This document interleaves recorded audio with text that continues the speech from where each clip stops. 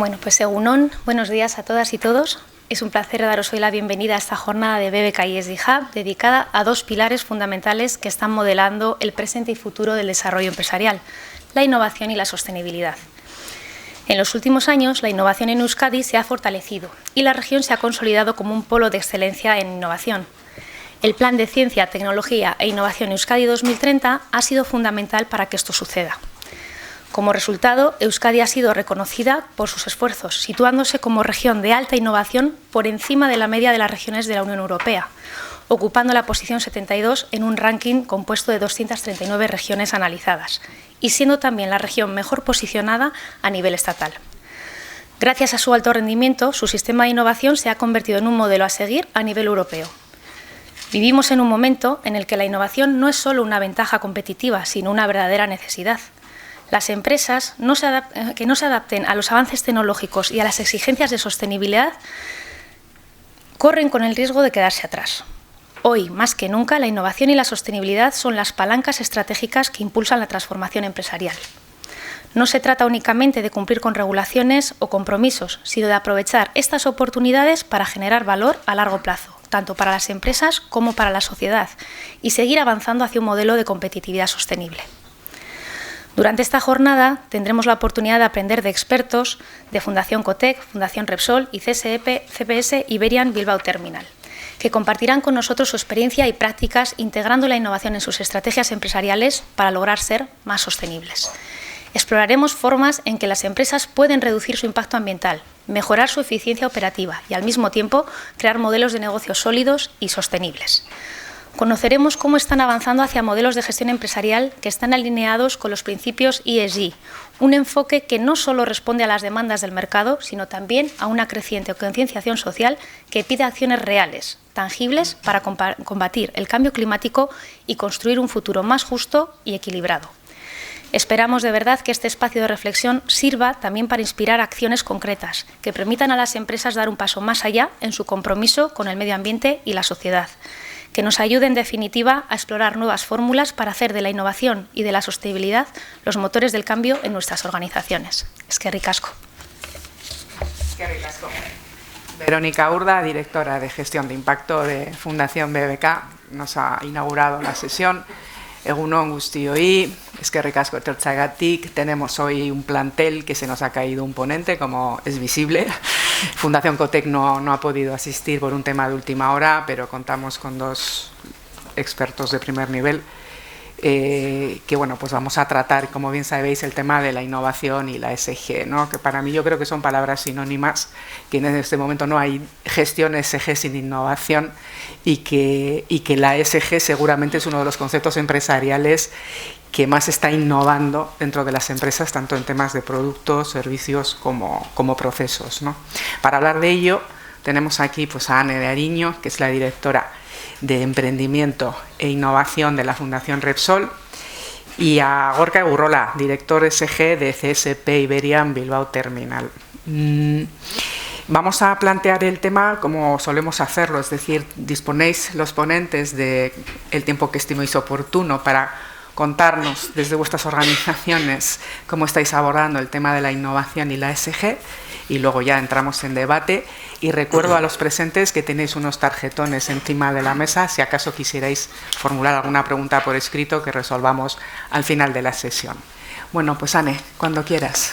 Muy bien, pues muchas gracias, Egunon, y gracias a todos por venir hoy aquí, y bueno, a la Cámara, por supuesto, por contar conmigo para esta jornada, ¿no?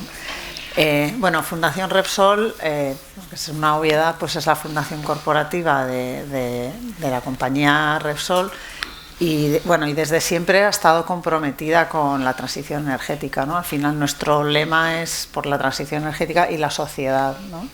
Y el objetivo es pues, generar una serie de programas, de proyectos que apoyen a que esta transición energética pues, sea más justa, más inclusiva y más eficiente, ¿no? Todo esto lo hacemos a través de 4 pilares o 4 ámbitos de actuación.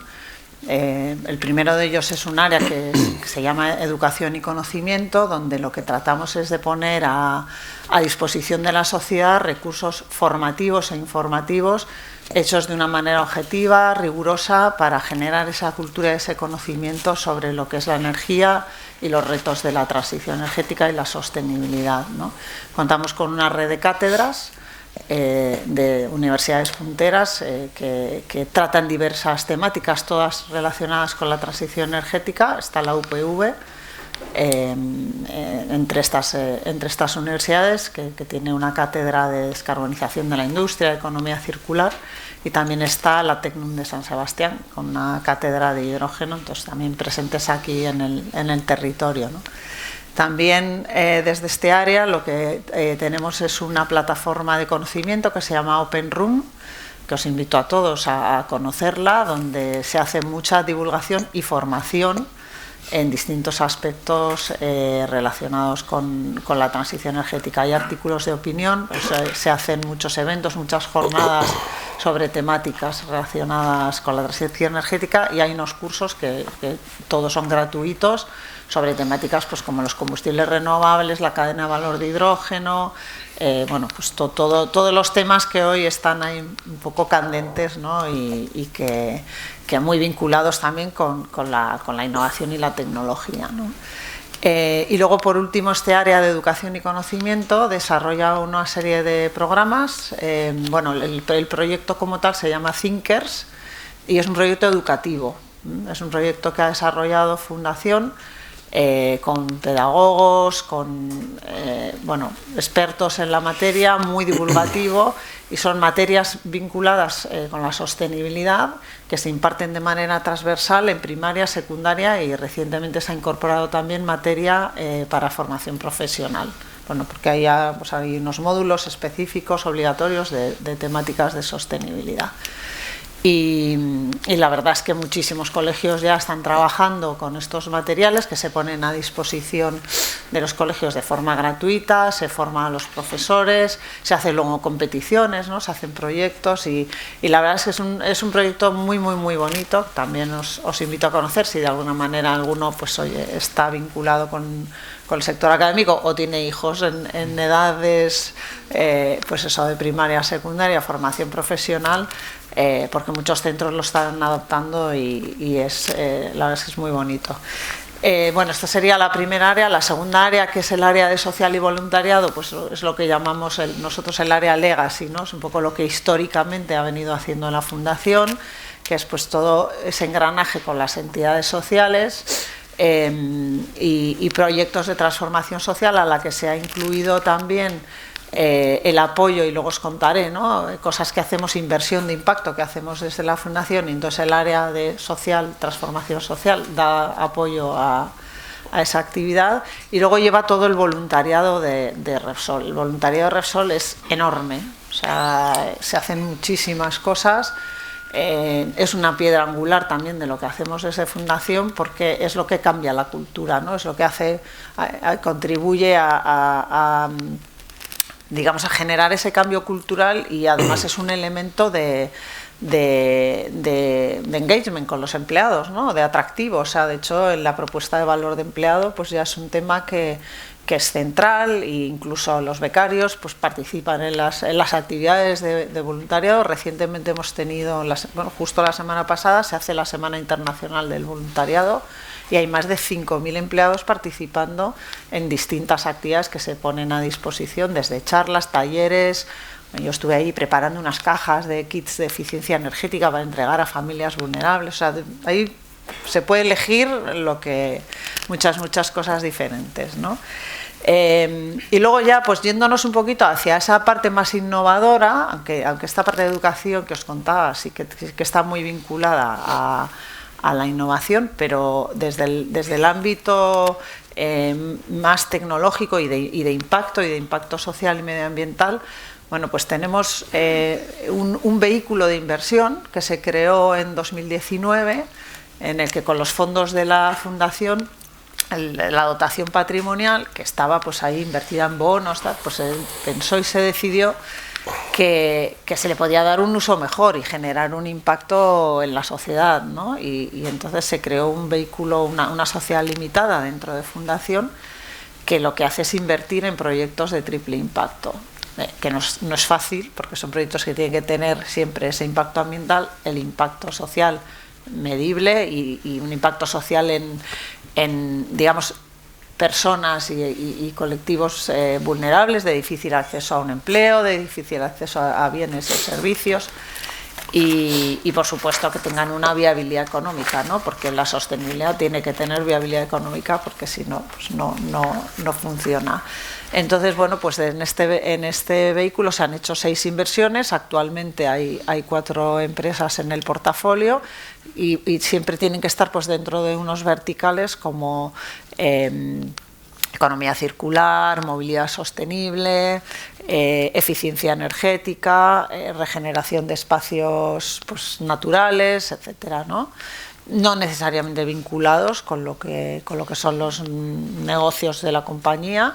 Tenemos una empresa de reforestación, tenemos una empresa que de hecho está basada aquí en Bilbao, que se llama Koiki, que hace logística de última milla apoyada en entidades sociales, que son las personas que hacen el reparto de proximidad.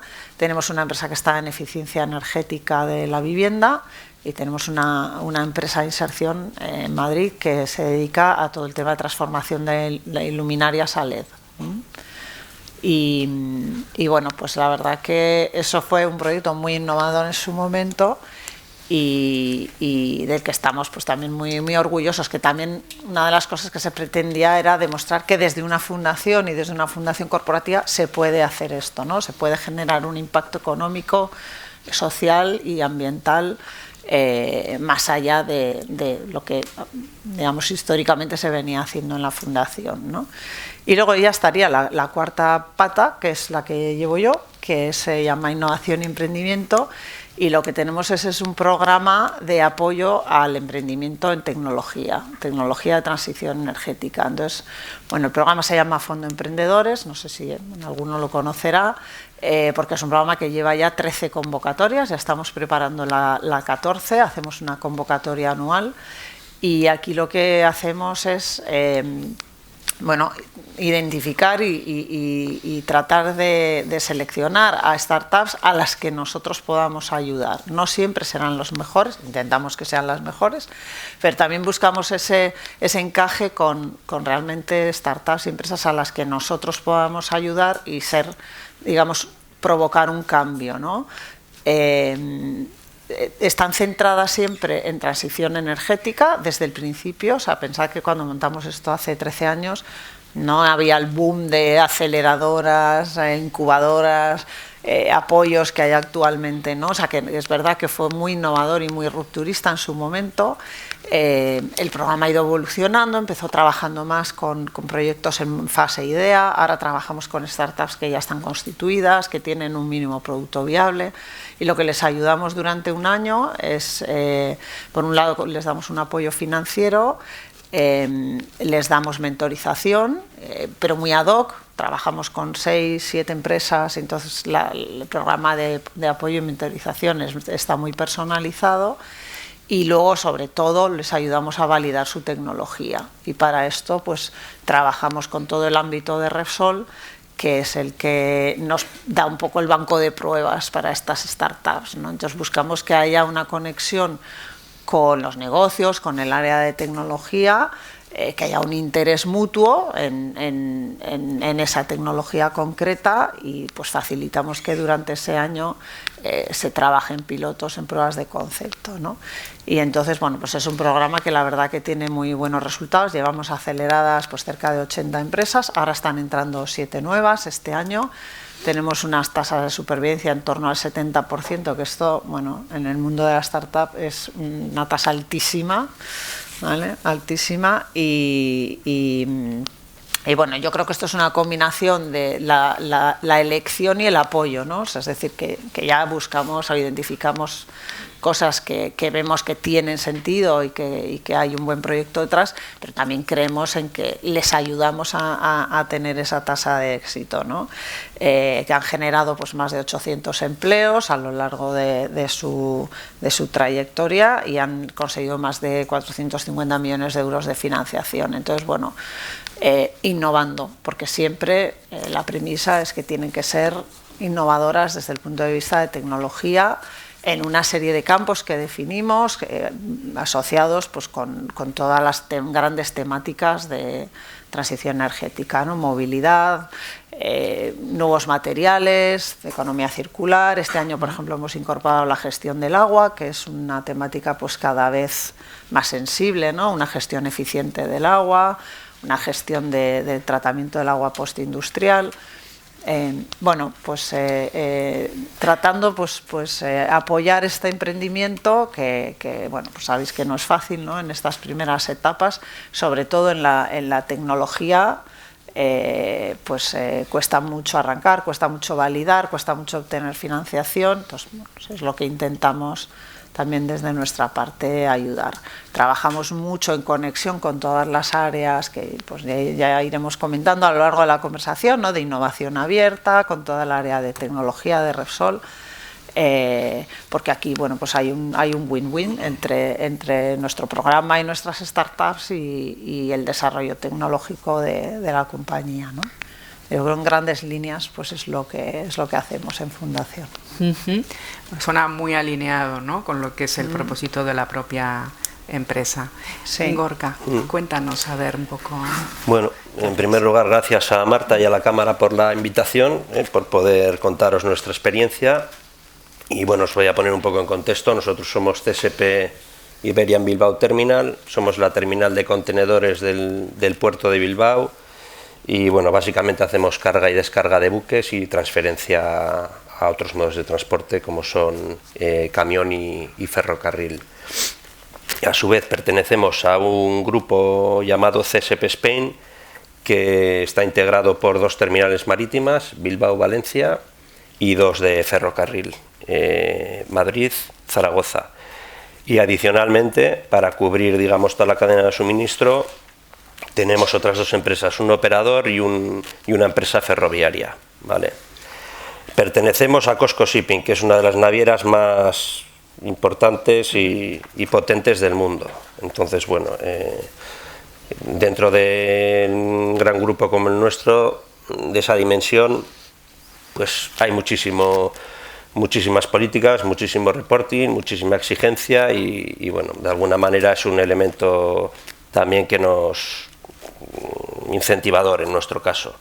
Vale, entonces, bueno, nosotros hemos empezado a trabajar en el ESG hace mucho tiempo, ya a nivel local desde Bilbao, antes de tener las marcas que hemos tenido posteriormente, pero bueno, sí que es verdad que hemos ido percibiendo una mayor exigencia, ¿no? Una mayor exigencia, principalmente de inversores en los diferentes procesos de compra y los diferentes consejos, políticas, etcétera, de los stakeholders o grupos de interés, que alrededor del puerto hay un colectivo y un entorno potente y sensible, digamos, y bueno, a través de los clientes, sus políticas, sus cuestionarios, sus demandas, así nos lo hacen saber en nuestro día a día. Y por último, pues bueno, pues porque es evidente que hay un exceso o muchísima regulación normativa, tanto a nivel medioambiental como social. O sea, bueno, de hecho ya ha entrado en vigor la directiva sobre informes de sostenibilidad que al final en mayor o menor medida nos afectan a todas las empresas. Entonces, por ese camino tenemos que transitar. Ya tenemos trabajo hecho, como veremos ahora, pero bueno, esa es la senda que tenemos que trabajar. Entonces, bueno, nosotros, ¿cómo medimos nuestro desempeño ESG? Pues bueno, a partir de un montón de indicadores que ahora mismo tampoco voy a desglosar porque, bueno, en medio ambiente, en el área social, en la gobernanza, desglosamos muchísimos indicadores para que sea algo homogéneo con el resto de del grupo, que a su vez luego tendrá que homogeneizarse o entrar en el estándar europeo, y ahí vamos midiendo un poco si la foto va mejorando o no, cómo estamos, ¿no? Entonces, bueno, por daros un poco unas ideas de lo que hemos conseguido en los últimos años, pues por comentar, con esta política de ESG, en los últimos 10 años hemos conseguido reducir en torno a un 20% las emisiones de gases de efecto invernadero. Hemos hecho inversiones por más de 20 millones de euros en mejoras medioambientales, que son medidas medioambientales que han sido bonificadas incluso por la autoridad portuaria, dentro de un convenio de colaboración que mantenemos con ellos. Otro logro del que seguramente más orgullosos nos podamos sentir, que es el de haber reducido la tasa de accidentabilidad en un 60% en los últimos 10 años. Eso es muy importante. Y luego, pues también hemos apoyado a un sinfín de organizaciones comunitarias locales, como ayuntamientos, escuelas de FP, asociaciones, la Cámara, como es el caso. Bueno, nos hemos metido en un montón de iniciativas, ¿no?, para fortalecer el entorno social. También, por último, comentar que hemos adoptado un código ético empresarial, a nivel corporativo. Entonces, bueno, esos son algunos de los resultados que hemos conseguido. Entonces, actualmente, ¿qué estamos haciendo para mejorar nuestro desempeño en ESG? Pues sobre todo invertir en tecnología sobre todo orientada a la eficiencia energética, trabajar unos planes de formación y de capacitación adecuados, ¿no?, que de alguna manera capaciten a nuestro personal a subirse a esa ola y a asimilar esas nuevas tecnologías, a fortalecer las relaciones con la comunidad, como hemos comentado antes, y luego también entraremos más en detalle, y pues mejorando o de alguna manera completando el nivel de comunicación y de reporting que tenemos en la empresa. Ya los informes cada vez son más amplios, les dedicamos más horas, tenemos reports semanales, mensuales, trimestrales, anuales. Entonces, bueno, somos muy conscientes de la tendencia y podemos actuar en consecuencia, ¿no?, porque luego nos ponen nota nuestros principales. Entonces, bueno, algunos de los proyectos realizados que os puedo comentar. Hemos logrado la digitalización de las puertas de la terminal. De las puertas, a nosotros nos visitan alrededor de 1.500 camiones diarios con carga, traen carga, llevan carga a la terminal, y ahora algo menos, pero más o menos la media podría ser esa en los últimos años, y hemos conseguido automatizar todo ese proceso, de tal manera que la estancia en puerto es mucho menor, en puerto y en terminal, y en consecuencia las emisiones también pues se han reducido drásticamente. Y hemos hecho la migración a LED de toda la iluminación de la terminal. Falta alguna cosita, pero vamos, prácticamente toda la terminal y toda la flota de máquinas ha hecho ya la transición de iluminación convencional a LED. Estamos remotorizando todas las grúas RTG que tienen más de 10-15 años, con motores más eficientes, menor consumo, menos emisiones, reduciendo nuestra huella de carbono en conclusión. Hemos también sustituido toda la flota de vehículos diésel por tecnología eléctrica. Hemos firmado un contrato de energía eléctrica para los próximos 3 años con garantía 100% origen renovable. Y hemos participado en programas de la Autoridad Portuaria para la promoción del empleo en el municipio de Santurtzi, entre otras cosas. No sé, puedo entrar. Hemos hecho, no sé si quieres que entre ahora a concretar los proyectos. Vamos, si queréis, desglosándolo, ¿no?, a lo largo de como la quieras, sesión. porque hemos hecho bastantes cosas, entonces no sé si es cuestión ahora de seguir o lo dejamos así a modo de introducción. Vamos, y si luego tú crees que hay algo que quieres decir y no nos ha salido, nos lo dices. Venga, perfecto. Bueno, yo creo que tenemos 2 espacios distintos, ¿no? Y sin embargo habéis compartido algunas palabras, ¿no? Por ejemplo, el tema de la formación a los equipos, el tema, que es, digamos, un punto de partida fundamental para la gestión de este cambio, ¿no? Y para llevar a las organizaciones a lo que se llama la innovación abierta, ¿no? Que son conceptos, a veces cuando hablamos de innovación abierta o de innovación social, tan abstractos muchas veces, que me gustaría que nos ayudarais a aterrizarlo. ¿Cómo creéis que podemos integrar dentro de las empresas, que estamos aquí, la mayoría somos empresas, la innovación abierta, la innovación social, para conseguir, por ejemplo, los objetivos que Gorka nos acaba de comentar, que son concreción directa de una gestión, y para conseguir también que esas startups que estáis integrando dentro, además del propio Repsol, ¿no? Además con una tasa de éxito importante,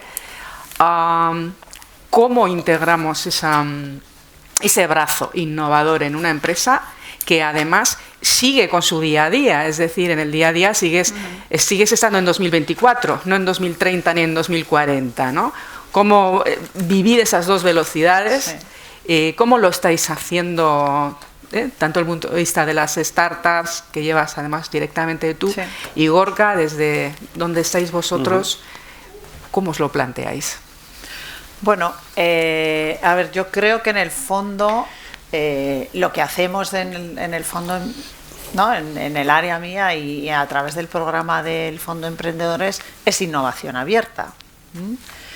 Y como os decía, pues conecta también con todo el ámbito de innovación abierta de Repsol y de todo lo que es el área de tecnología, ¿no? de Repsol. Yo creo que, o sea, yo noto, ¿no? A lo largo de mi vida profesional es verdad que sí he notado ese cambio, que antes se trabajaba mucho más para adentro, ¿no? Como os acordáis cuando hacíamos los exámenes en el cole, ¿no? Que no me confía nadie. Hoy en día esto ya es que es imposible, o sea, es imposible. Y yo, o sea, y a mí es algo que a mí a nivel personal me encanta, ¿no? El percibir que los esquemas de colaboración cada vez son más importantes, ¿no? Famoso de S17, alianzas, etcétera, ¿no? Entonces, desde ese punto de vista, bueno, para mí hay distintos factores. O sea, yo trabajo más y la innovación abierta de Repsol también hacia afuera. Creo que hay un elemento importante hacia adentro y hacia toda la cadena de valor. O sea, nosotros no lo tenemos, es muy difícil de implantar, pero sí que hay entidades que tienen implantado esquemas de intraemprendimiento que me parece que son súper interesantes, ¿no? Porque toca varios de los puntos que has dicho, Marta, es decir, empleados, ¿vale? Y es un elemento de sacar innovación de dentro, que es que tenemos muchas veces en nuestros equipos gente muy creativa, muy innovadora, que no tiene un incentivo de, ¿no? O sea, hay un tema de cultura. Es decir, oye, puedes decir cualquier tontería que se te ocurra porque no hay tonterías y oye, pues no pasa nada, ¿no? Por proponer, por tener, se me ocurrió esta idea que igual tal. O sea, hay un elemento cultural de no tener esa vergüenza y de no tener, pero también de incentivos. Es decir, oye, al que propone algo que hace sentido, que puede suponer una mejora en eficiencia, que puede suponer un nuevo producto, que puede suponer un cambio, bueno, pues hay que darle algún tipo de incentivo, y hay muchas empresas que lo hacen pues a través de programas en las que, bueno, pues permiten que la gente haga proyectos de emprendimiento que le liberen de horas. Claro, si tú no le liberas de horas de trabajo, no le das ningún incentivo, pues la gente no lo hace. O sea, yo bastante tengo con lo mío, ¿no? Entonces, bueno, yo creo que hay una potencia muy importante ahí que es difícil de implementar, pero que hay algunas organizaciones que sí que lo están implementando con éxito. Y luego pues está todo el tema de esa innovación abierta y esa posibilidad de trabajar en red, y que en nuestro caso, ya os digo, como fondo de emprendedores, o sea, trabajamos mucho con el ecosistema. O sea, sin duda, a la hora de poner en valor, no sé, por ejemplo, con fondos de inversión pre-seed que tienen startups y que les interesa muchísimo que pasen por nuestro programa, que validen su tecnología, porque eso les hará ir más rápido, ir más lejos, o pivotar lo antes posible si lo que están pensando no funciona, ¿no? Y Y desde el punto de vista ya yéndome un poco más arriba a Repsol, pues lógicamente, o sea, se trabaja con cientos de universidades, centros tecnológicos, pymes, startups para incorporar ideas, para incorporar tecnologías, para incorporar innovación, porque a pesar de tener 250 expertos y científicos trabajando en los laboratorios y en los centros de investigación, pues fuera hay miles y muchas veces más rápidos, ¿no? Porque al final muchas veces las grandes corporaciones pues también pecamos de velocidad, ¿no? Lenta, sí. De velocidad lenta. Entonces, bueno, pues yo creo que ahí hay una riqueza y unas posibilidades de colaborar y unas oportunidades enormes, ¿no? Gorka. Sí, correcto. O sea, al final en las empresas, o sea, es evidente que es necesaria una transformación tecnológica para alcanzar los objetivos de descarbonización, eficiencia energética, productividad, etcétera, y entonces estamos abocados estamos obligados a abrir ventanas y a colaborar con otros actores externos, pues, universidades, escuelas de formación, empresas tecnológicas, startups. Hay que crear esa cultura de innovación en las empresas, que es complicado, pero bueno, por la parte de los líderes, digamos, de las empresas, tiene que haber como le llaman ahora, un liderazgo transformacional, ¿no? Para, de alguna manera, pues tirar de tu equipo, dotarles de herramientas, capacitarlos, tanto técnicamente como técnicamente en nuevas tecnologías, en tendencias emergentes, en normativa, pero también en habilidades, las llamadas habilidades blandas, ¿no? Que es pues la creatividad, el trabajo en equipo, el abrir la mente, el poder experimentar. Y a partir de ahí pues surgen proyectos y experiencias pues que nos enriquecen a todos. Yo concretamente te podría hablar de dos experiencias a nivel puertos.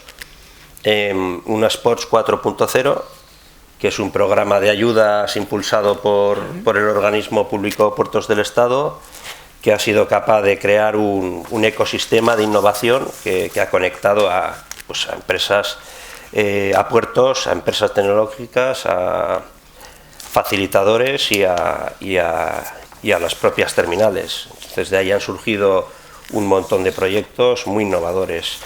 Y a nivel Bilbao también juega un papel importante dentro de lo que es la foto de la innovación en los puertos, en el sistema portuario estatal, porque ha creado un Port Lab también, un laboratorio que básicamente es un acelerador de startups que buscan soluciones logísticas y de la cadena de suministro. Nosotros hemos colaborado en varios proyectos con ellos. De hecho ahora somos agente facilitador de uno de ellos que bueno, básicamente consiste en sensorizar máquinas, grúas y personas para poder garantizar su seguridad, su buen funcionamiento, enviar señales de alarma en caso de una caída al agua o un accidente. También hemos colaborado probando un prototipo de aerogenerador en uno de nuestros edificios, capaz de dar suministro de energía a todo el edificio. Y bueno, eso está en fase prototipo todavía, no está maduro, pero seguimos abiertos, participamos en todos esos foros. Todos los días nos hablan de, oye, pues esta empresa se le ha ocurrido que igual hay un sistema para tal, y bueno, nos ponen en contacto y formamos un equipo interno para trabajar en esa dirección, si es viable. Ajá. ¿Y es la inteligencia artificial una herramienta imprescindible para la transición energética? La digitalización.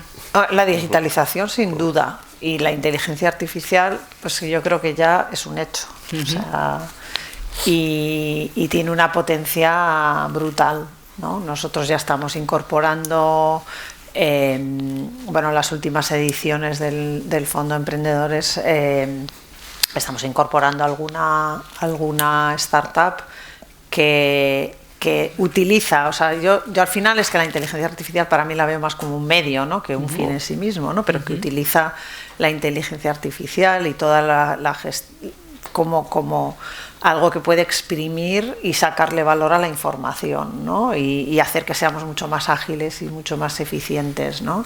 Yo creo que sin duda, y ahí la clave, pues también ligándolo con lo que hablábamos antes, es la formación. Ajá. Nosotros estamos en un programa muy fuerte de formación, pilotando ya pues el copilot y bueno, incorporando la inteligencia artificial en el día a día, pues para conseguir que digamos se trabaje de una manera más eficiente, ¿no? Pero sin duda en la transición energética, o sea, lo que nos hace es ir más rápido. Yo creo que lo que nos facilita y nos habilita la inteligencia artificial es aprender más rápido, descartar vías más rápido, corregir el tiro más rápido y obtener resultados que antes llevaban muchísimo más tiempo o que eran imposibles de obtener, ¿no? Porque era imposible manejar ese volumen de información. Entonces yo creo que sin duda es un aliado que, bueno, presenta muchos retos, pero es un aliado imprescindible. Sí, evidentemente. De hecho, ayer leía, decía Bill Gates que salvo 3 oficios, el resto iba a absorberlo la inteligencia artificial. No recuerdo cuáles, pero los puertos no estaban, o sea, nos sustituirán en breve, no sé si en breve o vamos, en medio plazo. Los fontaneros. Igual no hay que ir ni al puerto. Eso sí, esos van a seguir.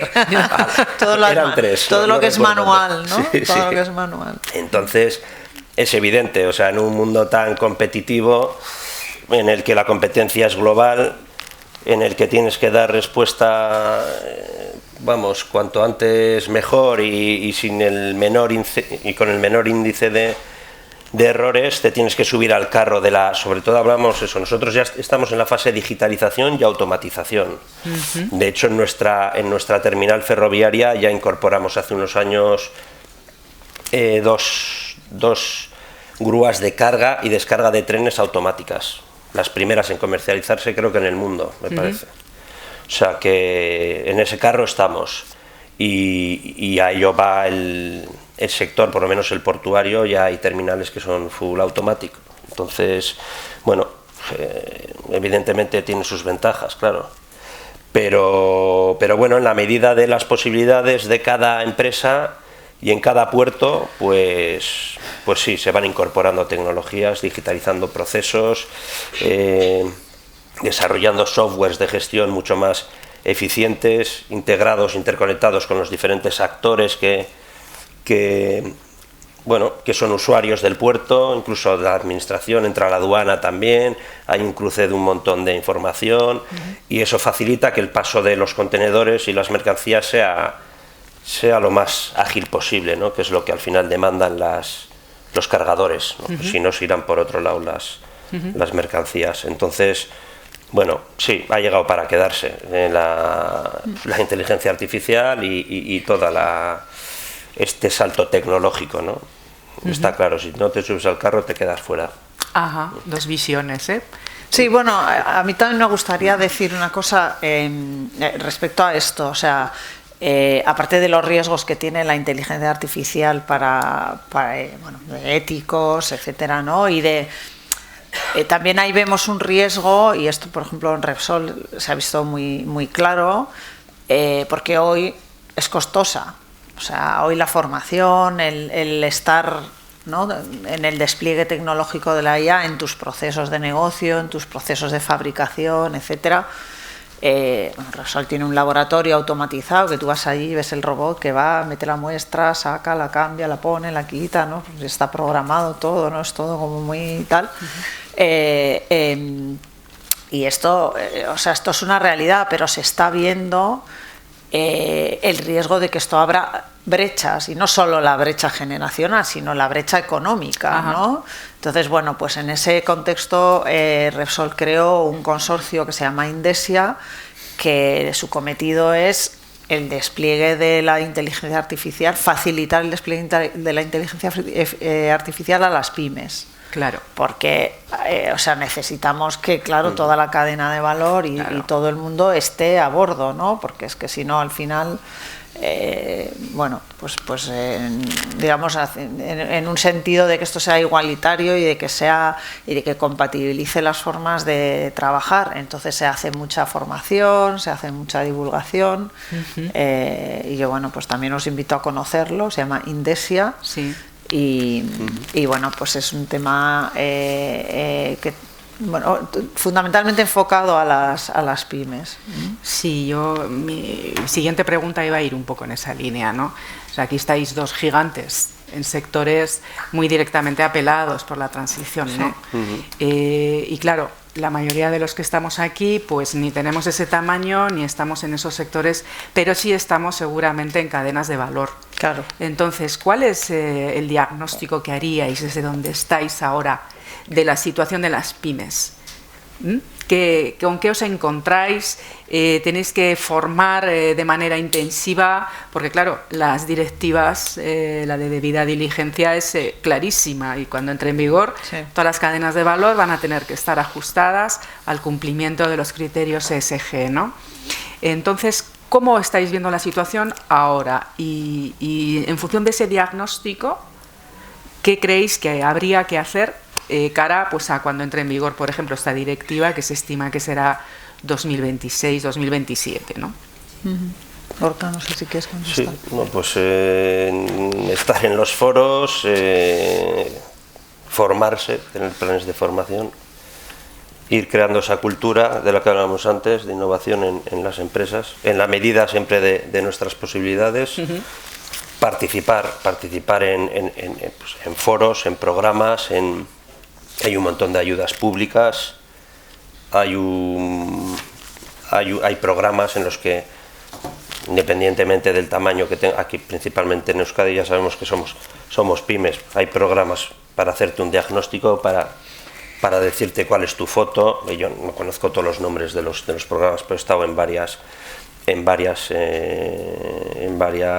conferencias, y te hacen un diagnóstico rápido, incluso te prestan asesoramiento, te prestan ayuda, y igualmente el propio cliente te va a demandar unos estándares, ¿no? Y te vas a tener que subir al carro. Entonces, bueno, pues es una carrera, hombre, no se puede pretender dar el salto de la noche a la mañana, pero hay que ponerse ya a trabajar. Entonces hay que capacitar al personal, hay que abrir las ventanas, hay que crear ese ecosistema, ¿no?, de empresas, de transferencia de conocimiento, y sobre todo que haya una financiación, porque si hay un sector, hay algunos sectores, digamos, económicos a los que el ESG les está apelando de manera más urgente, y uno de ellos es el financiero. Hay que financiar todo esto. Entonces, claro, las pymes también necesitan ese empujón. Sí. Bueno, yo creo que también en la misma línea, o sea, también reivindicar un poco el rol y la responsabilidad de digamos, la administración pública, ¿vale? En dar medios, en generar, proveer estos medios para que las pymes primero entiendan y sepan lo que tienen que hacer y las obligaciones que les vienen. Ya sabéis que viene, pues, graduado por número de empleados, por facturación. Las más grandes pues tendrán que empezar antes con todo el reporte, y luego pues esto va a ir bajando a todas. Entonces creo que es importante eso, el rol de la administración pública en formar, en explicar, en financiar, ¿no?, en apoyar, y luego, bueno, pues toda la red y creo que también como empresas grandes pues tenemos una responsabilidad en acompañar, porque al final las pymes no dejan de ser parte de nuestra cadena de valor, y ahí también pues nos sentimos apeladas a colaborar y a contribuir en esto, ¿no? Entonces, bueno, pues cuanto antes mejor. Claro. Cuanto antes mejor, sí. Sí.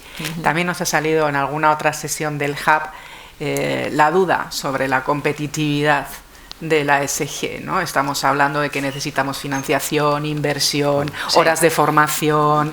Claro, todo esto en las cuentas de resultados a veces puede poner en un aprieto, ¿no?, los resultados, digamos, inmediatos, ¿no? A Sí. corto plazo. Vosotros que operáis en el mercado internacional, ¿cómo veis que se están moviendo en materia ESG pues otras áreas del mundo o otros de vuestro propio sector incluso? Es decir, a veces parece que es Europa la única que está exigiendo este tipo de criterios. No obstante, vosotros seguro que tenéis visión América Latina o tenéis visión China. ¿Cómo estáis viendo que se está exigiendo este tipo de criterios a las empresas en vuestros sectores? Pues ahí hay un tema. Ahí hay un tema, o sea, y lo hemos visto recientemente con el informe Draghi, y un poco este tema está sobre la mesa, ¿no? Como Europa, pues de alguna manera ha abanderado, y ya me remito más al tema ambiental, Europa ha abanderado pues la transición energética, y bueno, y de alguna manera empieza a ponerse sobre la mesa de, oye, pues igual nos hemos pasado aquí de frenada porque empezamos a tener problemas de competitividad. Europa está perdiendo industria, está perdiendo peso económico en el mundo. O sea, no tengo aquí los datos. Si los comentaba antes en Open Room, el día 9 creo que fue, hubo un evento que se organizó allí en el auditorio Repsol, que estuvo Leta, que también ha hecho un informe recientemente sobre el tema de industria y competitividad, ¿no? Y bueno, y este es un tema pues muy complicado, ¿no? Lógicamente en otros sitios del mundo pues no hay los mismos estándares, y el riesgo es que la industria se deslocalice y se vaya pues a operar a sitios donde los estándares son otros y por tanto los costes son otros, porque no nos engañemos, o sea, estándares son costes. O sea, costes de operación y costes de gestión, ¿no? Entonces, en ese sentido, pues yo creo que hay mucho debate ahora también en la sociedad sobre el ritmo de la descarbonización, sobre la necesidad de tener una neutralidad tecnológica que lo que haga es que prime la competitividad, siempre entendiendo y teniendo todos clarísimo que el objetivo es la descarbonización y ser cuanto antes, ¿no? Cero emisiones netas, pero que claro, esto no lo podemos hacer a coste de cargarnos la economía y la industria. Euskadi es industrial, es de pymes, es de hierros, y el coste energético pues es un peso muy importante, ¿no? Entonces, desde ese punto de vista, bueno, Estados Unidos lleva un discurso, la realidad luego es otra, se está haciendo mucho, las compañías americanas están haciendo mucho, los estados y las administraciones públicas también, pero bueno, pues Asia es otro mundo, ¿no? Y hasta cierto punto pues también hay ese dilema moral de decir, bueno, donde estamos hoy lo hemos provocado nosotros. Lo hemos provocado nosotros y lo hemos provocado los países desarrollados, ¿no? Entonces también es muy egoísta decir, pues no, mira, tú ahora no puedes contaminar, con lo cual limita tu crecimiento, limita tu expansión, limita tu prosperidad, porque si no nos vamos todos al hoyo, ¿no? Esto es un poco coloquial, pero esto es así. Entonces creo que eso tiene que ser un compromiso de todos, de ir de la mano y de buscar un equilibrio en las cosas. Sí. Sí, Gorka, sí, ¿cómo sí. lo ves? Básicamente, pues eso, a ver, yo perteneciendo a una empresa china, pues en tanto en cuanto tienen implantación en Europa, pues tienen que cumplir con unos estándares, pero allí en su casa pues, es diferente. Sé que han empezado a legislar, de hecho este año han publicado alguna normativa al respecto. Bueno, están avanzarán a otro ritmo, y lógicamente esos ritmos que difieren con los nuestros pues pueden llegar a distorsionar la competencia. O sea, en el sector marítimo está pasando con la nueva legislación ETS, que obliga a las navieras a descarbonizar, a utilizar otros medios de propulsión de sus otras materias primas o energías alternativas para propulsar sus buques.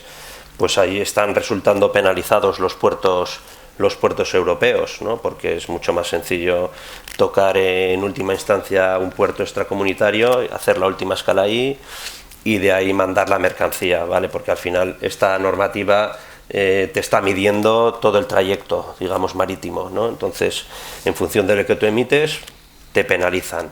Pues tienes un problema, concretamente Algeciras lo tiene con Marruecos, que lo tiene enfrente. Marruecos no está sujeta a esa legislación, con lo cual los barcos pueden operar allí sin pagar ningún tipo de tasa, y si van a Algeciras la pagan, con lo cual hay un desvío importante de mercancías. Y tienen unas terminales, unos puertos muy grandes, están creciendo muy rápido.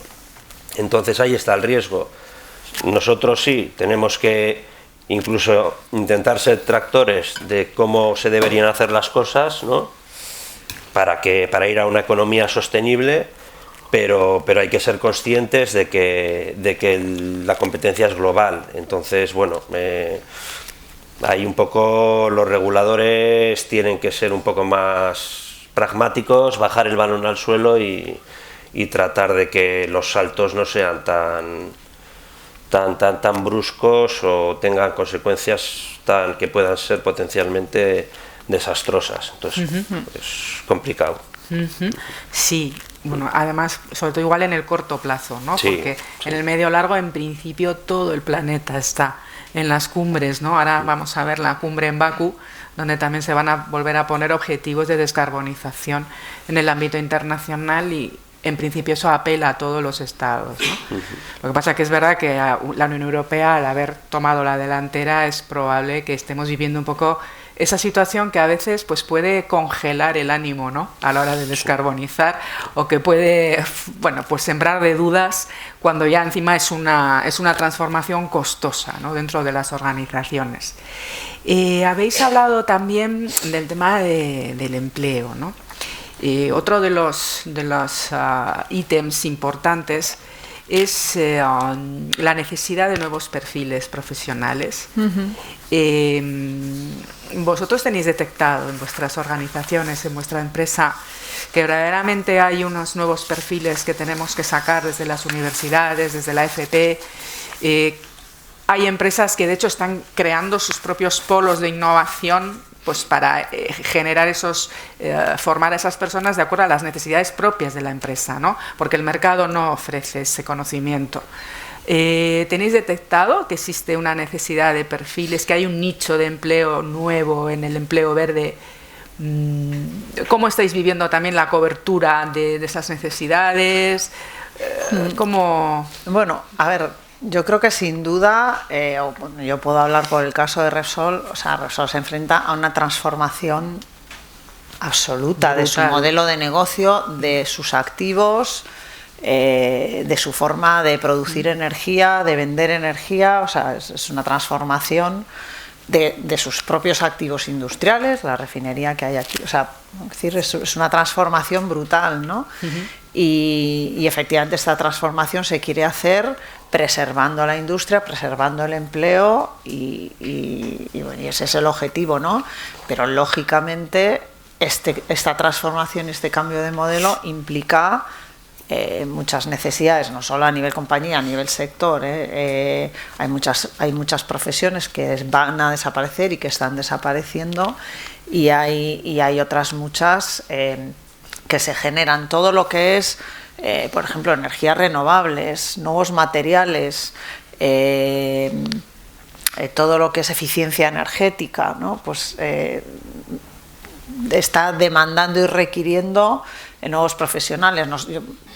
Por llevarle un caso concreto, una de las empresas que os comentaba que tenemos en Repsol Impacto Social, que trabaja con chicos en riesgo de exclusión, con chicos jóvenes, les forma, ¿no?, en temas de electricidad, electrónica. Bueno, pues les han pedido que por favor, no hablo de ahora, hablo de hace un año o dos, a ver si les pueden formar en instalación de placas solares, porque es que no había gente para instalar placas solares.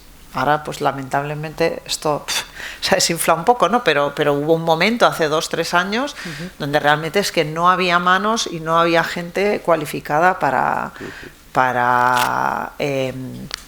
instalar placas solares. Por ejemplo, todo el tema de rehabilitación de edificios, ¿no? Teníamos un parque, de hecho Euskadi tiene unos parques edificatorios más antiguos del Estado, y ahí hay un potencial de ahorro energético, ¿no?, brutal, Y en los fondos Next pues ha habido una dotación muy importante de fondos para rehabilitar edificios y para fachadas, cubiertas. Habréis visto muchos andamios, ¿no? por Bilbao y por los alrededores. Y claro, aquí nos encontrábamos con lo mismo, o sea, faltaba gente cualificada y con experiencia y expertise en esto, ¿no? Bueno, además de andamios y de muchas otras cosas que faltaban porque no esto ha pegado un tirón, ¿no? Entonces esto requiere una adaptación constante. Yo creo que también en el tema de formación hay que cambiar un poco el chip. El mundo va muy rápido, la tecnología va muy rápido, los cambios son constantes y nos tenemos que acostumbrar, yo creo que todos los que estamos aquí, a tener una formación continua, a formarnos continuamente, ¿no? Porque es que si no te quedas totalmente fuera, ¿no? Tienes el riesgo de quedarte fuera del mercado.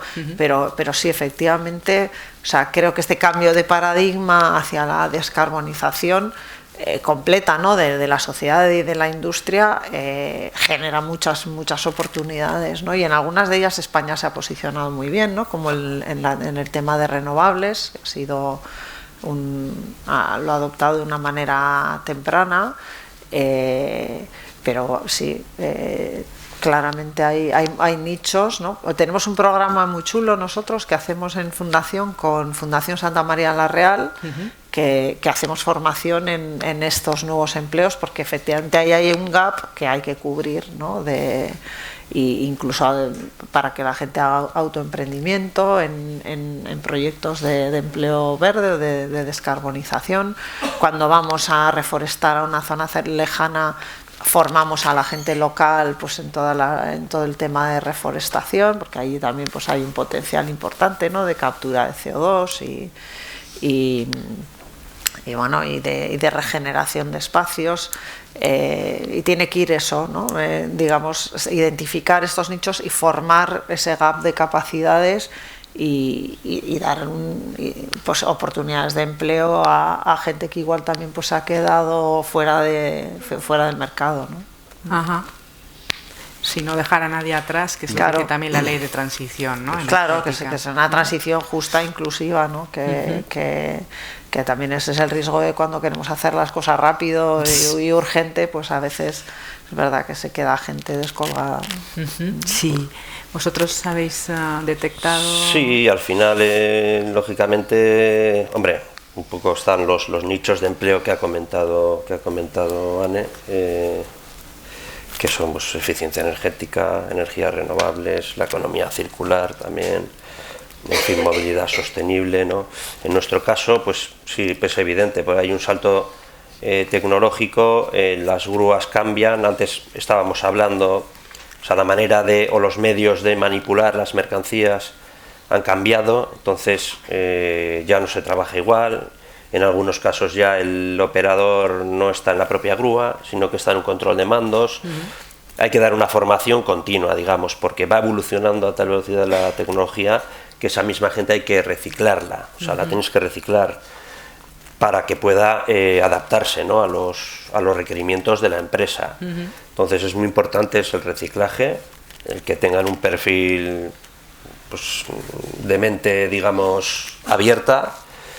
Y sobre todo la digitalización es evidente que necesitas cada vez, o sea, nosotros empezamos con un equipo informático de 1 a 2 personas y ahora estamos en 6, 7 personas ya, porque hay muchos procesos en los que antes intervenían un montón de personal administrativo que ahora no interviene porque hay una programación previa, hay una automatización de procesos, hay un desarrollo de software, desaparece el papel, en fin, te tienes que adaptar y tienes que hacer esa transición, ¿no? Entonces, a los que estaban, pues ir reubicándoles o de alguna manera hasta que llegue el momento lógicamente, de su salida, no traumática, siempre a ser posible, pero ir incorporando, la gente que vas incorporando ya van teniendo otro perfil. Hemos incorporado gente en el departamento técnico, pues especialista en temas de programación, para que pueda hablar también con el personal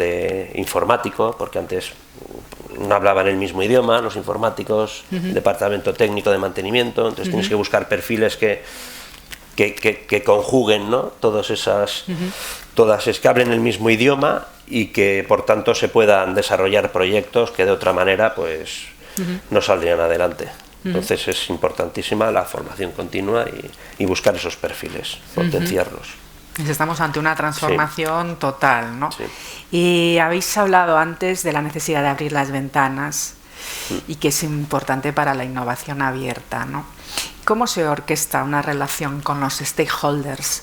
¿Cómo los identificas? ¿Cómo dialogas con ellos? ¿Y cómo incorporas a la empresa lo que ellos te transmiten para innovar, ¿no? Porque estamos viendo que estamos hablando de una transformación total desde el punto de vista de cliente, de producto, de empresa, de administración, de universidad, de formación, de todos los agentes, ¿no? ¿Cómo se gestiona la gestión con los stakeholders en un esquema de innovación abierta? Pues, a ver, en nuestro caso, por la parte nuestra de fundación y del área de innovación y emprendimiento, bueno, lo que hacemos es generar una red de relaciones. Bueno, hay una cosa que es los eventos, que es como un horror, ¿no? Bueno, es una proliferación, hay que ser muy selectivo, pero hay eventos del sector donde uno puede...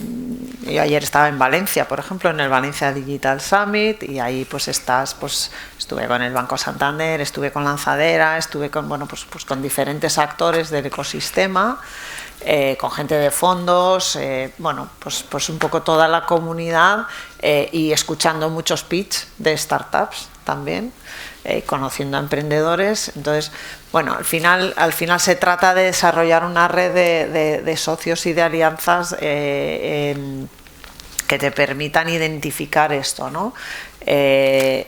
Nosotros como lo hacemos es que lo hacemos a través de una convocatoria. Hacemos una convocatoria anual en la que definimos una serie de retos.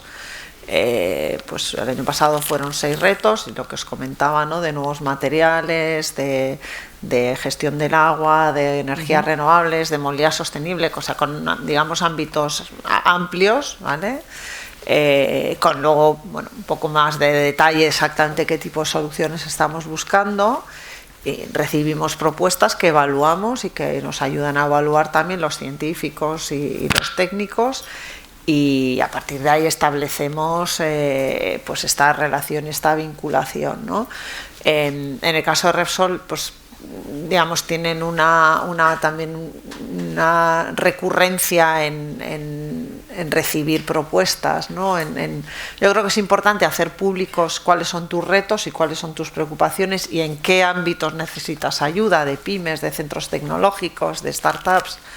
Que bueno, pues que te puedan aportar, tener ese diálogo fluido y oye, a partir de ahí intentar establecer ahí estos mecanismos, ¿no? Repsol, por ejemplo, tiene un programa ahí de Action para hacer pruebas de concepto de diferentes tecnologías. Y luego, bueno, pues en concreto en 2023 pues hizo una alianza que se llama All for Zero, en la que los socios fundadores son, digamos, lo que nosotros llamamos sectores hard to abate, ¿no? Difíciles de descarbonizar. Están como socios fundadores Holcim, ArcelorMittal, Iberia y Repsol. Se han ido uniendo nuevos socios y al final lo que quiere es, como gran industria, poner a disposición de pymes, de startups, de centros tecnológicos, sus laboratorios, sus centros de investigación, sus activos industriales para pilotar y para testar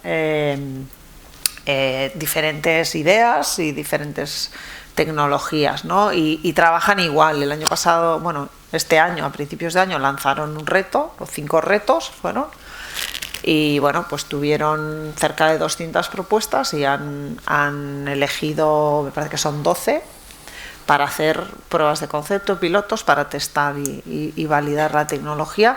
Y en estos 12 hay pymes, hay startups, hay centros tecnológicos, hay universidad, hay un poco de todo. Y bueno, yo creo que estos son un poco las vías, ¿no? O sea, el trabajar en red, el moverte mucho, o sea, ya no se innova en un laboratorio. O sea, esto ha pasado a la historia. Que también hay científicos que están probando cosas y son necesarios, ¿no? Pero son imprescindibles, pero la innovación es algo mucho más rico. Es estar en contacto con un ecosistema, es asistir a conferencias, es conocer gente, es ver todas estas alternativas y estas posibilidades de colaborar y bueno, y esto surge en el continuo y luego pues, las convocatorias lo que hacen es articular un poquito más los tiempos y los procesos, ¿no? Para darle forma. Eso es un poco lo que nosotros manejamos. Gorka. Sí, pues en nuestro caso pues intentando ser lo más transparentes posibles, comunicando cada vez más hacia afuera y por los distintos canales que tenemos, primero identificando a quiénes son realmente nuestros stakeholders, ¿no? Grupos de interés, pues en primer lugar los trabajadores fundamentalmente, con ellos habilitamos canales de comunicación, reuniones específicas para tratar temas, diferentes comités, bueno, canalizamos a través de los diferentes departamentos pues cuáles son sus motivaciones, sus sensaciones, hacen encuestas de clima, de diferentes aspectos, y de clima laboral me refiero. Y bueno, un poco vamos identificando, ¿no?, las áreas que nos demandan y cómo podemos nosotros devolver, ¿no?, como empresa, cómo podemos mejorar el confort y el rendimiento también, claro, de esos trabajadores. No, evidentemente con la autoridad portuaria, en este caso la de Bilbao, firmamos una serie de convenios anuales y una serie de compromisos, tanto a nivel de inversiones como a nivel de sostenibilidad, convenios que nos obligan a cumplir una serie de, no solo la legislación, digamos, vigente, sino a mejorarla en la medida de lo posible y a comprometer unas inversiones en estas áreas, ¿no?, de ESG, para poder alcanzar pues unos objetivos de mejora siempre. También tenemos, pues con las comunidades, con las organizaciones locales, hay cierta comunicación. Con el ayuntamiento hemos participado en algunos programas de empleo, en algunas iniciativas. Y bueno, básicamente buscamos a través de todos los clientes, lógicamente, no puedo olvidarme de sus demandas también, que son constantes. Entonces se trata de tener una comunicación constante, no solo a nivel comercial, sino a nivel cumplimiento, digamos, normativo, eficiencia energética. Cada vez nos envían muchos cuestionarios sobre estas cuestiones que les preocupan a las navieras, saber en qué puertos escalan y cuáles son su nivel de cumplimiento. Entonces, bueno, vamos recogiendo un poco cuáles son sus necesidades y sus expectativas y de alguna manera nos orientan, y buscamos, pues básicamente con ese trabajo que hacemos, pues al final conseguimos mejorar nuestra reputación, ¿no?, mejorar la reputación, la imagen, generar valor compartido también, y reducimos riesgos de que, pues, controlando los diferentes impactos que podamos tener a nivel medioambiental, sin ir más lejos, pues llevando un mayor control vamos a reducir riesgos de que haya un impacto ambiental o en el entorno, ¿no? Y también de alguna manera atraemos y retenemos talento con esta estrategia. Entonces, bueno, hay que trabajarla, hay que abrir ventanas, escuchar y devolver en la medida en la que se pueda. Es un poco la política que hay que nosotros llevamos. Interesantísimo. ¿Tenéis los presentes alguna cuestión oral, escrita? Aquí hay alguna. Yo creo que es una oportunidad estupenda porque tenemos dos puntos de vista muy complementarios y muy interesantes. Sí. Muy bien. Muchas gracias. Bueno, pues a ver. Se está insistiendo en formación a las empresas y a la sociedad civil. ¿Sería apreciable innovar en los modelos de educación académica actuales e introducir desde los primeros años de formación la transición que se vive desde lo corporativo y lo institucional para poder anticiparse? Bueno, una pregunta. Sí, preguntón. Un preguntón. A ver, esto es un tema muy recurrente, o sea, el gap que muchas veces hay entre la educación, la formación universitaria y el mundo de la empresa es grande, es grande. Vamos mejorando, pero es grande. Hay programas de prácticas que creo que son importantes, pero es verdad que cuesta mucho llevar al contenido universitario. O sea, yo no soy una experta en el mundo educativo, pero o sea, lo que sí me consta es que cambiar una carrera, crear un grado nuevo, cambiar un programa es un proceso muy pesado en la universidad pública, ¿no? Entonces, pues seguramente cuando estudié yo, o sea, sí me consta que se han cambiado cosas. Hay universidades que lo están haciendo muy bien, que están trabajando con programas duales desde el principio, incorporando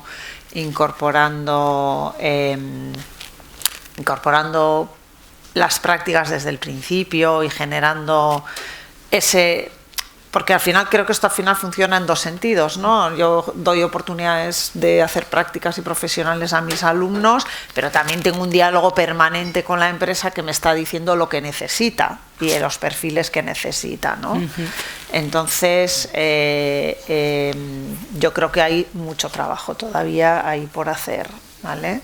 Y luego hay otro tema también complementario a este, que es el mundo académico, el mundo investigador, cómo llega al mercado y cómo llegan las empresas. Y creo que también ahí pues hay muchísimo, hay todavía más trabajo por hacer, porque vivimos en un país que tiene un gran nivel académico, que tiene un gran nivel, hablo a nivel universitario, ¿no? Mucha producción de conocimiento y mucha tecnología, lo vemos nosotros en la red de cátedras que tenemos en temas de transición energética.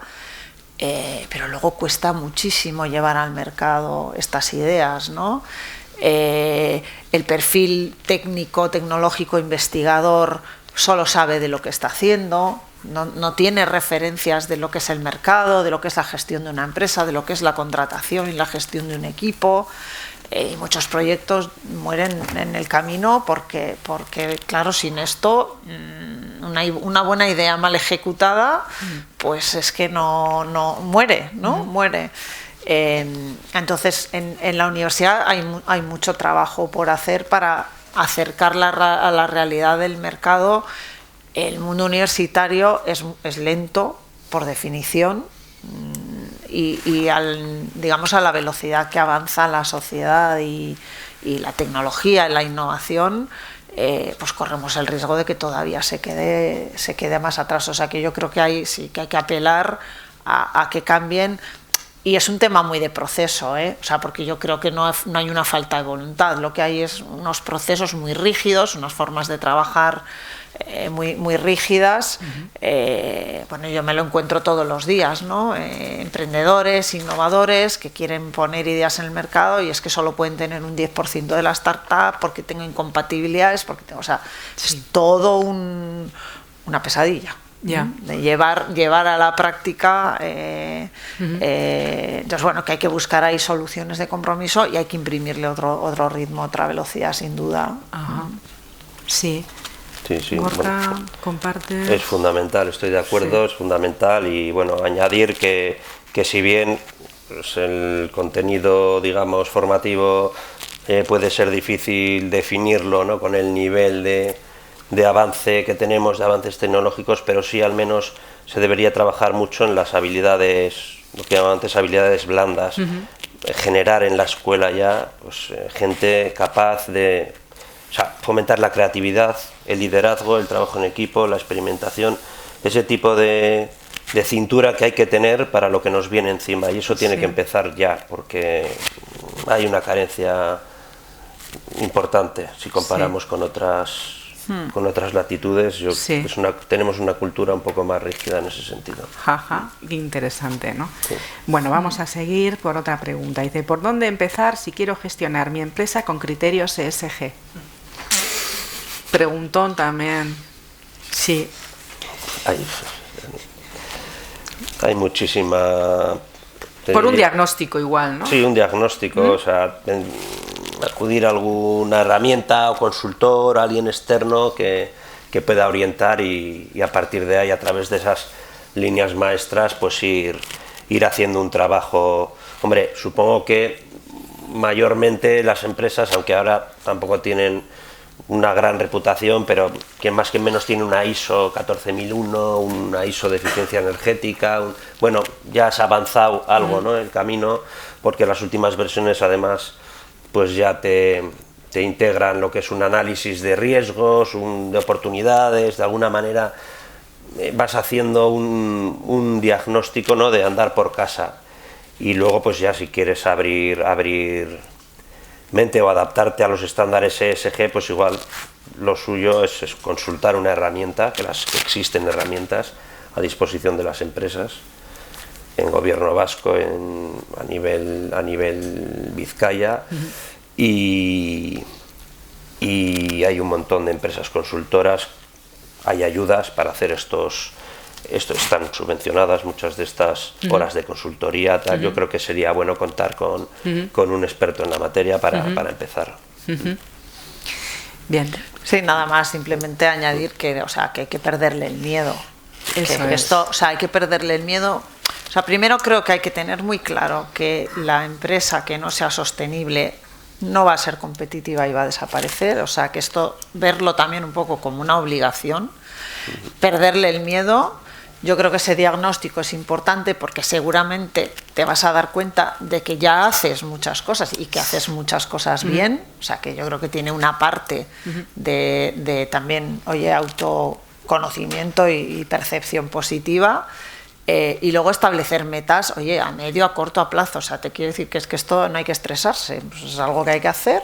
Y como cuando nos hemos tenido que digitalizar o nos hemos tenido que decir que la empresa es un ambiente vivo que ha tenido que pasar por muchas cosas y que nada, pues con ayuda establecer ese plan a corto, a medio y a largo y ponerse manos a la obra porque efectivamente hay que hacerlo. Bien. Otra pregunta. ¿Favorece la actual imposición a las empresas la inversión en ESG? Estamos hablando de que si tenemos ayudas fiscales para invertir en ESG. Pues yo, desconozco las ayudas fiscales que pueda haber, pero vuelvo un poco a lo último que estaba diciendo. O sea, no es que favorezca o no favorezca, es que el que no opere con criterios ESG, al final, o sea, hay un tema... Para mí, distintos ángulos. Hay un tema normativo, legal, de cumplimiento, que te viene y es que hay que cumplirlo, y si no, pues será sancionado, etcétera, ¿no? Sí. Y luego hay un tema de mercado y cada vez el cliente, el proveedor, el propio consumidor es más exigente y requiere pues también unos estándares altos, ¿no? Y al final cuando yo tengo que comprar A o B, pues si B es más sostenible, compro B. O sea, salvo que me cueste un 50% más o 100%, o sea, que hay cada uno, pues tiene un poco su parámetro, ¿no? Pero creo que al final esto nos va a llevar a ese camino y nos tiene que llevar a ese camino. Entonces, yo no me lo planteo en términos de... O sea, creo que a corto plazo sí que puede haber criterios de rentabilidad, pero a medio o largo plazo, o sea, es una realidad. O sea, está demostrado que los negocios y las empresas que aplican criterios G son más rentables a medio o largo plazo. Entonces, yo creo que también hay una cuestión de plazo, ¿no? Que tienes que verlo como que seguramente vas a tener que hacer alguna inversión a corto, pero creo que a medio largo plazo eso te va a rentar, porque si no, o sea, la empresa que no sea sostenible a medio largo plazo ya no es que no sea rentable, es que va a dejar de existir, ¿no? Sí, y luego cada sector tiene sus vías, ¿no? Hay algunos que podrán tener más vías de financiación, otros no, otros en los que el salto sea más brusco. Existen en nuestro sector, de alguna manera si salen a nivel europeo, hablo, si tenemos ciertos incentivos, las empresas que vamos por este camino, ¿no? A nivel de tasas y bonificaciones, bueno, en fin, que no son tampoco suficientes, diríamos, pero bueno, de alguna manera sí hay un acicate. Bueno, pero bueno, lo dices los propios inversores, ya muchas veces, y mucha parte de la inversión, bueno, Verónica está aquí también, financiación, los criterios ESG van a ser también determinantes, ¿no? Eso está ya... Bueno, y en muchos casos, o sea, ya compra de pisos, compra de coches, pues tienes mejores condiciones, si contaminan menos, o sea, quiero decir que es que esto es una rueda que va a parar, que va más, ¿no? Esta otra que tengo aquí va un poco en esa línea, pero la voy a formular. ¿Es la innovación el futuro de la ESG? Si es así, ¿dónde quedamos las pymes con apenas posibilidades de inversión? ¿Hay planes de ayuda? Gracias. Es un poco la preocupación compartida, ¿no? Es decir, la inversión, ¿qué ayudas puedo tener? Sí, porque al final, claro, lo que hablábamos antes, o sea, las empresas de cierta dimensión pues tienen recursos propios, ¿no?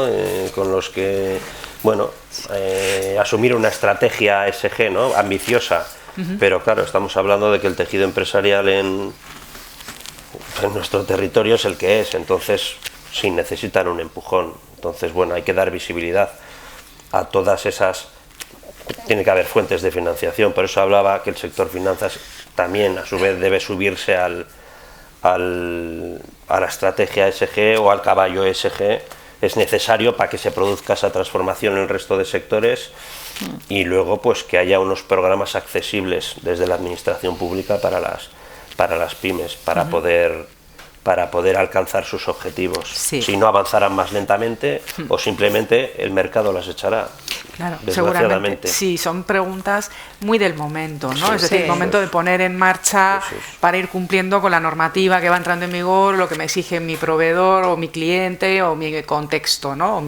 O mi banco, ¿no? Entonces, bueno, sí son preguntas de poner en marcha. Tenemos una... Esta es un poco más escéptica, está muy bien. Dice, las propuestas son fantásticas. ¿Creéis que el día a día permite aterrizar esos proyectos en las empresas? ¿Qué porcentaje de rotación de personal tenéis en vuestras empresas? ¿Y de absentismo? Que son datos que nos preocupan también mucho. El tema del absentismo en Euskadi lo tenemos muy alto. Pero no sé cómo conecta. A ver, repite la pregunta. Porque sí, bueno, dice que las propuestas son fantásticas, pero a ver si creéis que el día a día permite aterrizar, que es un poco.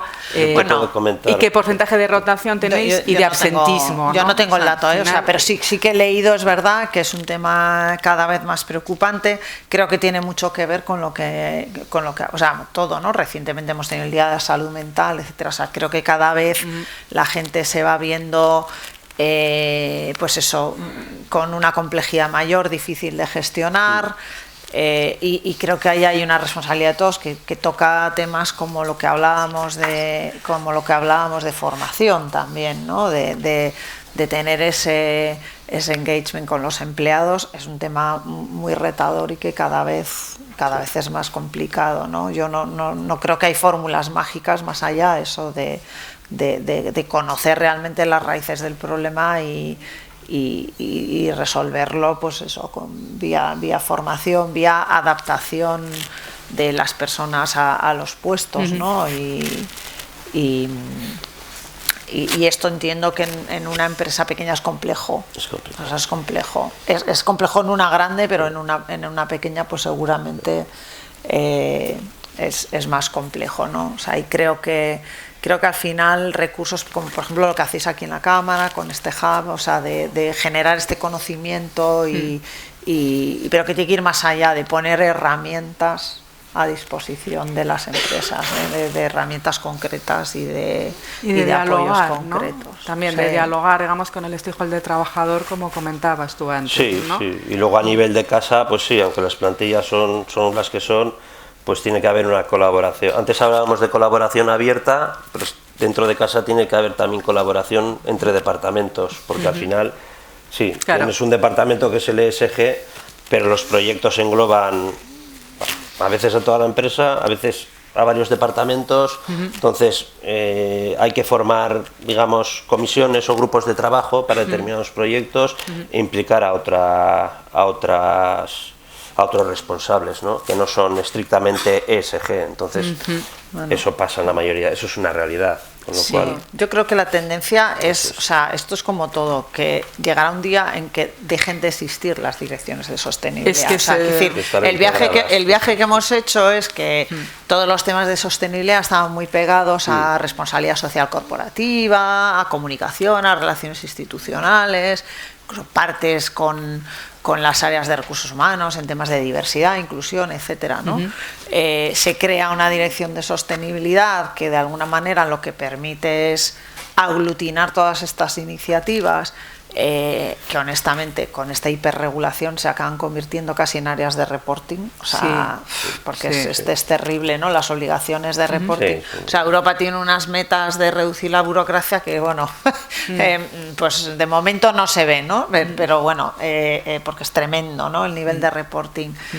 Pero que cada vez estas áreas de sostenibilidad han cogido más peso en los comités de dirección, incluso en los consejos hay comisiones de sostenibilidad, ya es un tema que en las grandes empresas ya está más lo ambiental. Yo siempre digo que lo social a veces es la hermanita pobre, ¿no? La S es la hermanita pobre, pero bueno, va cogiendo también, va haciéndose su hueco.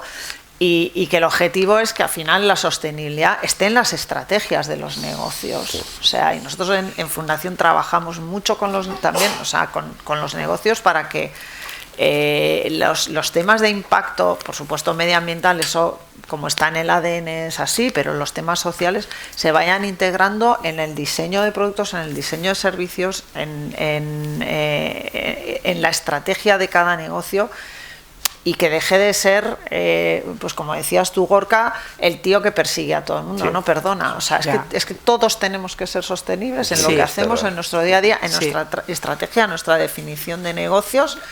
Y esto es algo que tiene que ir calando, ¿no? Entonces yo creo que las pymes tienen, o sea, entre comillas, permitirme la ventaja de que algunos hemos hecho ese recorrido de ir, ¿no? de la sostenibilidad como algo de a un área y que casi, o sea, podéis dar ese salto directamente a decir, no, mira, es que la sostenibilidad tiene que ser algo transversal a mi compañía y que tiene que estar en toda la cadena de valor de lo que hago, ¿no? Desde el diseño de productos, o sea, esto el mercado realmente lo demanda, cómo lo puedo fabricar con menos huella posible, cómo lo puedo distribuir de la forma más eficaz, cómo puedo asegurarme de que tiene la mayor vida útil. Otro temazo, ¿no? O sea, la vida útil, quiero decir, pues, maximizar vida útil, qué pasa cuando se termina la vida útil de ese producto, cómo se recupera, cómo se reutiliza, cómo se recicla. Todo esto tiene que estar en el diseño, ¿no? Y bueno, pues tiene que ser así. No un señor diciéndotelo, sino que tienes que tenerlo. Que está ya en la forma de ser. Interiorizado, ¿no?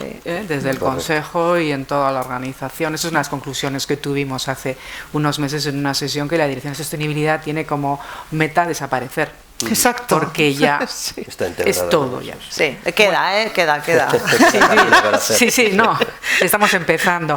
Esto es una pregunta, reflexión, la compartimos y si os sugiere algo y si no, pues daríamos paso ya al cierre, ¿no? ¿Cuáles son los frenos a la innovación? ¿Es el coste? ¿Qué otros frenos? ¿Los intereses creados? Pongo un ejemplo, Islas Canarias. Lanzarote tiene todo el sol y todo el viento del mundo todo el año.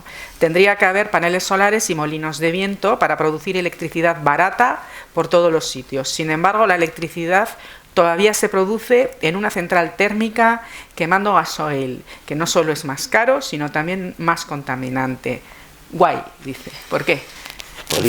Es una reflexión interesante, bueno, ¿no? Sí, total, muy interesante. Bueno, a ver, en general, o sea, el tema renovable es súper controvertido. O sea, Euskadi tiene muy pocas renovables. Sí.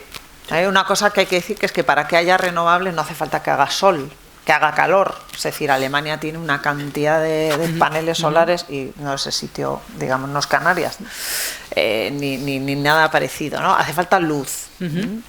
Pero bueno, evidentemente las Islas Canarias están muy bien dotadas para todo esto, ¿no? Muchas veces lo que te encuentras es con oposición social.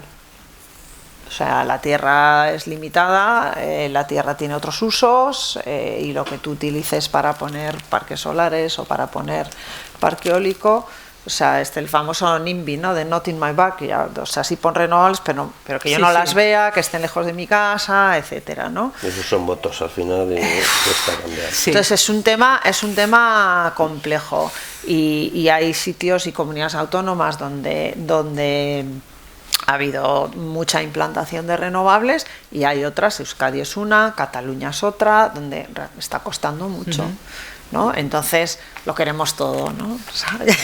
Sí. Queremos descarbonizar, queremos renovables, pero no las queremos cerca de casa. Entonces, bueno, esto también es un tema muy de cultura que tenemos que ir entre todos cambiando y sabiendo que las cosas tienen un coste, porque coste de todo tipo, ¿no? Coste económico, coste paisajístico, coste, bueno...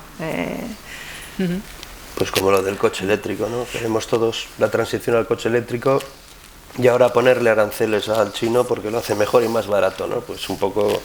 Somos verdes, no somos verdes, a veces sí, a veces no. Sí. No sé, hay muchos intereses, es complejo. Sí, claro. Bueno, y una industria del motor en Europa que ya si nos cargamos eso... Claro. Por eso te digo que... es que ese es el problema, ¿no? No sé a dónde vamos, ¿no? Entonces es eso, o sea, al final esto es un tema de equilibrios, de buscar equilibrios que tienen que ver, que digamos no ponen ninguna duda sobre el objetivo y sobre el final, pero sí el cuándo y cómo, ¿no? Y sobre todo, tú lo decías antes, intentar no dejar a nadie atrás, ¿no? Que ese es el riesgo que tenemos. Vamos mal de tiempo y nos queda aquí el cierre. Inés Salvide, directora de Innovación y Sostenibilidad de Cámara Bilbao. Unas últimas palabras antes de pasar al cafecito, los que tengáis tiempo de quedaros.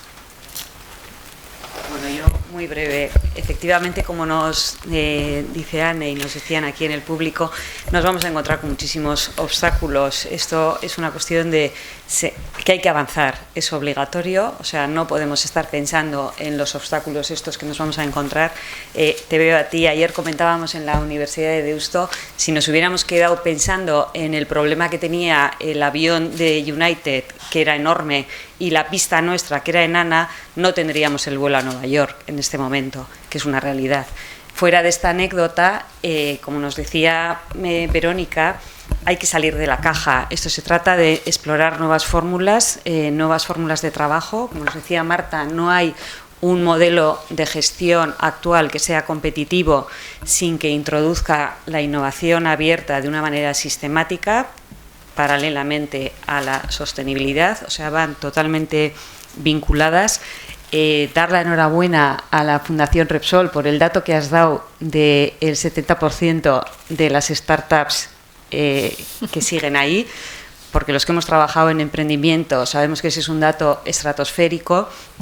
Es alentador que estéis en este momento exigiendo a todos los proyectos el triple impacto, lo que quiere decir que las cosas están cambiando, porque antes estas cosas no eran así. Como nos decía Gorka, bueno, lo que hemos querido traerles es un caso práctico que demuestra que el hecho de avanzar por este camino da buenos resultados. Cuando nos hablabas de la reducción de la tasa de accidentes, pues eso es un caso que todos podemos entender, ¿no? O sea, hablamos de cosas tangibles, o sea, una normativa que nos lleva hacia un modelo de empresa que es el que requiere Bruselas, pero que vemos que da resultado. O sea, no es una cosa... Cuando nos hablaban antes de la innovación abierta, veíamos como tema que ¿de qué están hablando? Si nosotros siempre hemos estado acostumbrados a la innovación de laboratorio, nos dice Anne, ya la innovación no se hace solo en el laboratorio. Esto es una historia de crear un ecosistema colaborativo, de avanzar en el mundo universitario. Este modelo del que se habla mucho, de modelo colaborativo de la cuádruple hélice, en el que introduce a la sociedad civil, las universidades, la administración y las empresas, es más necesario que nunca, porque sin un modelo así, sin avanzar hacia una serie de comunidades de práctica que nos lleven hacia otros modelos, pues efectivamente no vamos a arrojar al mercado los profesionales que está demandando. Estamos en una administración que es demasiado restrictiva para llegar a modelos disruptivos como el que necesitamos en el formativo para tener los empleos que necesitamos y que sean empleos de calidad. Bueno, y con este rollo que os he soltado,